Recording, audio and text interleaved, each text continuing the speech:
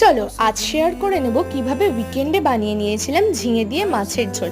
এখানে আমি জ্যান্ত কাতলা মাছ ভালো করে হলুদ লবণ মাখিয়ে নিয়ে প্রথমে ভালো করে সর্ষের তেলে ভেজে নিচ্ছি। মাছ ভাজা হয়ে আসলে আমরা দুটো মশলা তৈরি করব। প্রথম মশলাটায় আমি ইউজ করছি জিরে এবং তেজপাতা। ভালো করে কড়াইতে তেলে ভেজে নিয়ে তুলে সেটাকে বেটে নেব। দ্বিতীয় মশলাটা আদা, কাঁচা লঙ্কা এবং সামান্য পরিমাণ জিরে দিয়ে।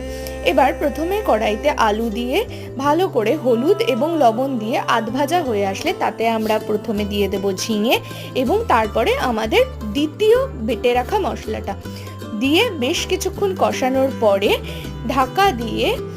ঢাকা খুলে জল দিয়ে তার মধ্যে মাছগুলো এক এক করে অ্যাড করে নেব।